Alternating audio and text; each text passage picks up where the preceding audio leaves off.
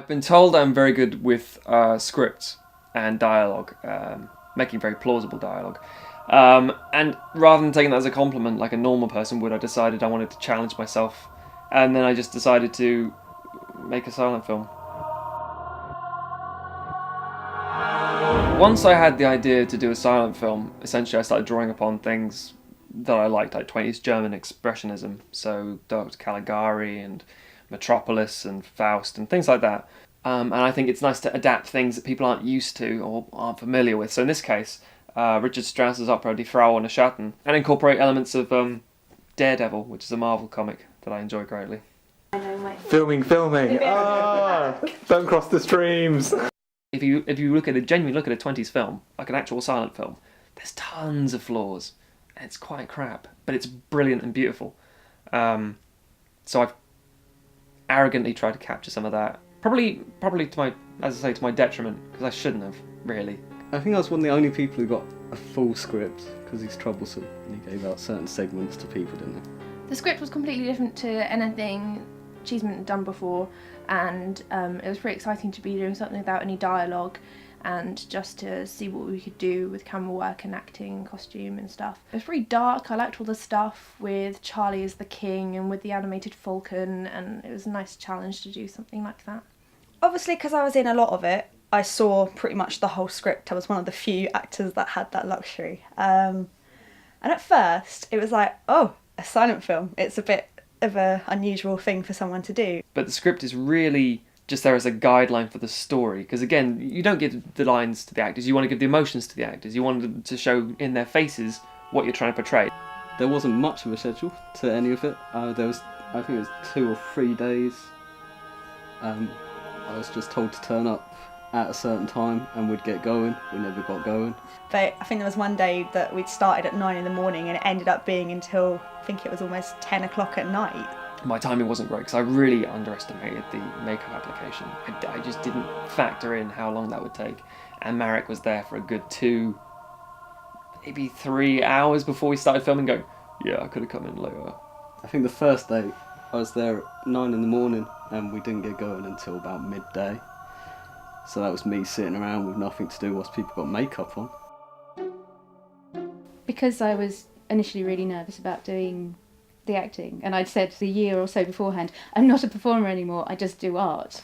I kind of think that I was able to do this because I got to do loads of artwork in it. It was really nice because it sort of, a lot of the artwork that I make is kind of tapped into German expressionism, so it kind of went with a lot of things I was making anyway. I really enjoyed acting in a silent film way more than I have when I've done acting with dialogue. I think it's just, I don't know, it's so nice to not have the pressure of trying to remember your lines as well as acting.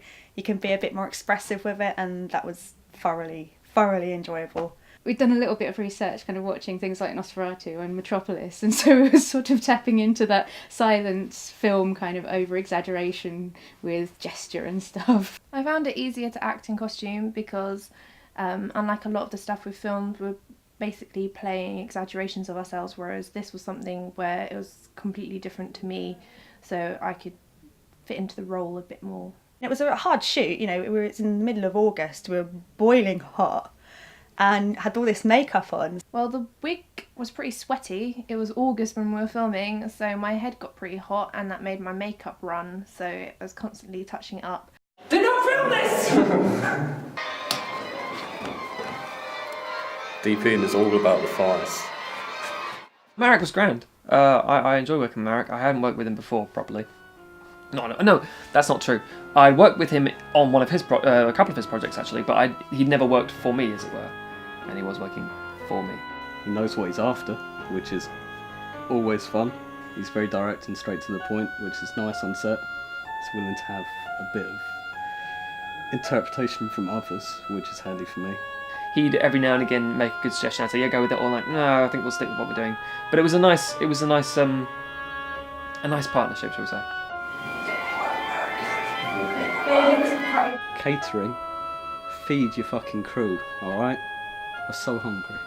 So bloody hungry. Catering? A lot. He said basically no. There was no catering. Exactly. There was no catering for a reason. If you have time to stop, you have time to film. That's my rule. One of my many rules. oh, look at me, I'm like a handsome baby. You got very drunk and punched a child. And I'm like, orange? What's this colour mean? Oh, I just like the feel of greasiness on my skin. But I don't even know what Cheesemint is because I'm a fictional character. It's really ticklish. And Elvis Presley isn't around yet because it's 1921. I mean, I don't know when Elvis Presley was born. I've got a complete blank. I don't remember any of it. I have to have sex with his brothers. Everyone gets And then he beats me for having sex with his brothers. I hate actors. I really do hate actors. Jenny was amazing. Obviously, outside of acting, she did a lot to help with the production. I'm very grateful for that. It was really good, and the story and everything was really, really good to work on as well. And I think in terms of kind of making stuff, he was really, really clear about what he did and didn't want visually. It was a lot of fun though. If anyone asks me, I say, fuck you, it's a dream sequence. She dreamt in Devon. Fuck you, it's a dream sequence. He's a very difficult director, but he knows exactly what he wants and he will get the shot he wants regardless. Any nervousness or shyness that she had to start with was completely eliminated by putting on the makeup. I don't know what it's about it, but it really brings out something different in your performance. He's not that bad, but he's a bit of a cunt most of the time. And he kept putting, like, moths in the back of my dress. Does that answer the question? Yeah, more or less.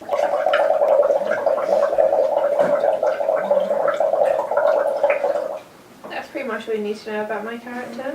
Equally, Georgie was very good. I had no problems or qualms about her performance. It was brilliant. Matt showing direction throughout the take was pretty helpful because I don't really like acting, so him being able to give me like a real-time update on what I should be doing and what I should be not doing was really good. Charlie, who's now in America, is probably the only person I can think of that I would love to work with on anything, because he's the most receptive, most poignant individual on set. And he'll have all these ideas and he'll be bringing so much to the table. Because I'd only met Charlie once before, but we kind of clicked on those dream sequence scenes. So I think that was probably, even though it was like the most overdramatic bit of acting, I found that probably the easiest bit of acting to do. Because he was just saying crazy things. There's no gravy, the Yorkshire puddings, they have not risen. Now is the winter of our discontent.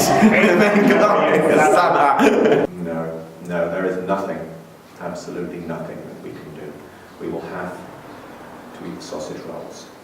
Bring on, little spider monkey!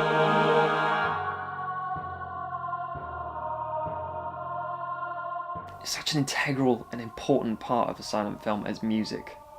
And I think it was probably, for me, the most stressful, creative thing I've ever done. It has to be so layered because it not only has to convey the emotion of the scene, it has to convey basically what's happening at times. And then I managed to wrangle Paul Collis, my friend, and also cameoed in the film, into playing the violin for me. And what I did then was distort it and bring it down to bass level and cello level and all sorts of things like that, and you know, multiply it and things. And then even then added my own stuff on top of it to make sure it was still amplified. Fantastic crew, fantastic cast. Couldn't ask more of them. They were there from the start of the shoot. They were there to the end. They put on a hell of a show, considering the ridiculous makeup, the stupid costumes, the amazing locations that they were just running around the middle of Norwich, and heavy theatre makeup. No, so I'm very impressed and very proud. Cool, I think that's good. Cool.